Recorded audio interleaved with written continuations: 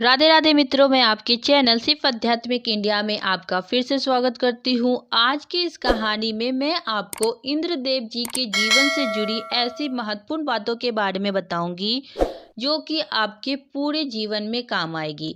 इसलिए आप इस वीडियो को पूरा देखें। अगर आप इस वीडियो को स्किप करेंगे तो हो सकता है कि कोई महत्वपूर्ण जानकारी आपसे छूट जाए या आपको अधूरी जानकारी प्राप्त हो। और हमारे हिंदू वेदों में ऐसा लिखा गया है कि किसी भी चीज़ की अधूरी जानकारी सबसे खतरनाक होती है। तो ज़्यादा समय ना लेते हुए सीधे कहानी की ओर चलते हैं। दोस्तों, आपने सुना ही होगा कि इंद्रदेव जी को वेदों के मुख्य देवताओं में से एक माना गया है। पुराणों में इंद्रदेव जी को वज्र चलाने वाले, वर्षा करने वाले और स्वर्ग के देव के रूप में जाना जाता है। साथ ही साथ समस्त देवताओं के नायक भी इंद्रदेव जी को ही माना गया है। इंद्रदेव जी के पास श्वेत रंग के और 7 सूंड वाले और 6 दांत वाले एरावत नामक हाथी है, जो कि इंद्रदेव जी की सवारी भी है। इंद्रदेव जी के पास हर प्रकार की सुख सुविधा मौजूद हैं। अप्सराएं और गंधर्वों की कलाओं का आनंद लेते हैं। सोमरस, जो कि इंद्रदेव जी को 3000 वर्ष पहले अग्निदेव जी ने समर्पित किया था, सोमरस के प्रति इंद्रदेव जी की काफ़ी आसक्ति है। लेकिन इन सब के बावजूद भी इंद्रदेव जी हमेशा खुद को असुरक्षित और सुखवादी की तरह व्यवहार करते हैं। इंद्रदेव जी सोमरस के नशे में कई बार अपने गुरु जी की अपमान भी कर देते हैं। इंद्रदेव जी को एक महान योद्धा के रूप में भी जाना जाता है। उन्होंने रथ पर सवार होकर कई राक्षस जैसे कि वृत्ति, नमूची, एमुसा और सांबर नामक असुरों का वध किया था और उन्होंने गायों को एक अंधेरी गुफाओं से मुक्त किया था। उस समय इंद्रदेव जी सभी के प्रिय थे।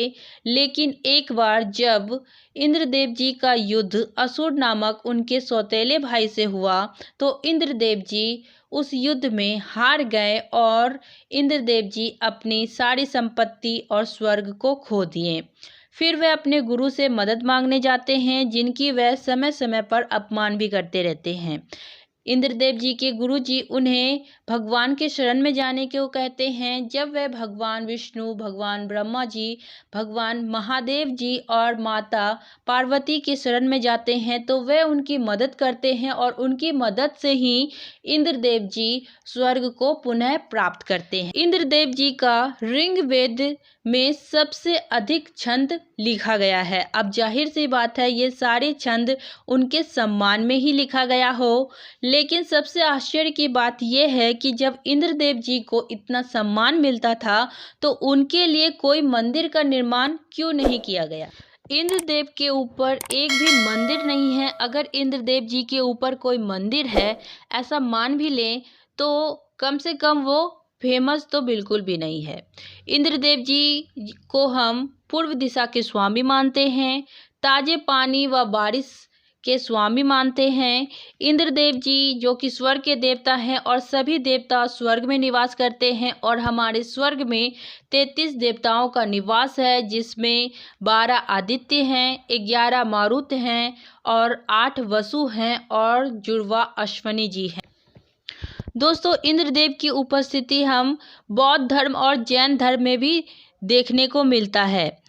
बौद्ध लोक साहित्य में सिद्धार्थ गौतम बुद्ध के जन्म के दौरान और उनके निर्वाण प्राप्त कर बुद्ध बनने के दौरान इंद्र जी उपस्थित थे और उन्हीं की सलाह से गौतम बुद्ध ने अपने ज्ञान को लोगों में फैलाने की शुरुआत की।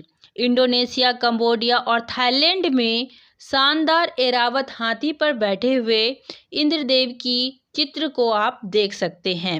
इसका यह अर्थ हुआ कि हिंदू पौराणिक कथा आज से 2000 साल पहले ही बौद्धिक कहानियों के माध्यम से दक्षिण पूर्व एशिया में फैल चुकी थी। दोस्तों, स्वर्ग जो कि हर कोई जाना चाहता है, आप तभी तक रह सकते हैं जब तक कि आपके कर्म में पुण्य जमा हो।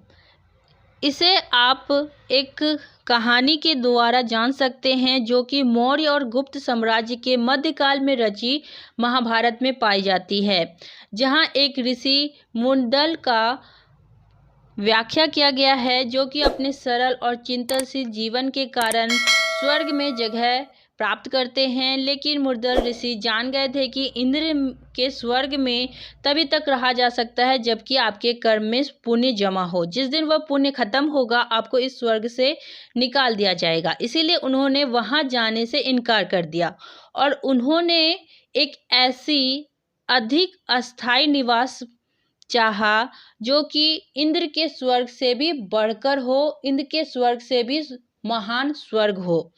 उन्होंने ऐसी इच्छा की कि मुझे एक ऐसा स्वर्ग चाहिए जहाँ पे मैं अस्थायी रूप से रहूं और मेरी सभी इच्छाएं मुक्त हो जाएं, अर्थात आध्यात्मिक मुक्ति की प्राप्ति हो। और आध्यात्मिक मुक्ति का अर्थ होता है स्वर्ग के भौतिक सुखों से भी बढ़कर स्वर्ग की प्राप्ति। तो दोस्तों, हमारे पुराणों में ये दिखाया गया है कि कई बार इंद्रदेव जी असुरों से हार जाते हैं और अपने स्वर्ग को खो देते हैं, फिर वह भगवान की शरण में जाते हैं और भगवान उनकी मदद करते हैं अपने विभिन्न अवतारों को लेकर। जैसे कि भगवान विष्णु जी बाली का रूप धर के असुर का नाश करते हैं, शिव जी अंधक का रूप धर के असुर का नाश करते हैं, माँ दुर्गा महिषासुर का वध करके इंद्रदेव जी को उसका स्वर्ग पुनः लौटाती है। जब देवता और असुर दोनों ने मिलकर समुद्र मंथन किया था, तब विष्णु जी ने मोहिनी रूप धारण कर यह निश्चित किया कि अमृत इंद्रदेव जी और अन्य देवताओं को प्राप्त हो। इसका मतलब है कि इंद्रदेव जी को उस समय महत्व दिया जा रहा था, जिसके कारण वे अपना हक जमाते हैं। लेकिन ऐसा क्यों हो रहा है, इसका कोई स्पष्टीकरण नहीं दिखाई देता। लेकिन फिर भी पौराणिक साहित्य और लोक साहित्य की बारीक से जांच की जाए तो हम ये समझ पाते हैं कि कोई भी राजा या कोई भी ऋषि कठिन तपस्या करे, 1000 बार यज्ञ करे, तो वह स्वर्ग में इंद्र की जगह ले सकता है। और शायद यही सबसे बड़ा कारण होगा जो कि इंद्रदेव जी को असुरक्षित महसूस करवाता होगा। इस कारण इंद्र असुरक्षित महसूस करते हैं और असुरक्षित देवता की पूजा कौन करना चाहेगा। तो दोस्तों, हमें इस कहानी से ये सीख मिलती है कि इंद्रदेव जी, जिनके पास कई सारे रत्न थे, स्वर्ग के देवता हैं, अप्सराओं और गंधर्वों के कलाओं का आनंद लेते हैं, हर प्रकार की सुख सुविधा परिपूर्ण होने के बावजूद भी उनके मन में असुरक्षित की भावना उत्पन्न होती है, जो कि उन्हें अहंकारी बनाती है। और अहंकार अच्छे से अच्छे व्यक्ति को विनाश के मार्ग पर ले जाता है। इसीलिए हमें अपने अंदर असुरक्षित की भावनाओं को नहीं लाना चाहिए। सदैव खुद को शांत रखें और संतोष की भावना अपने अंदर पैदा करें।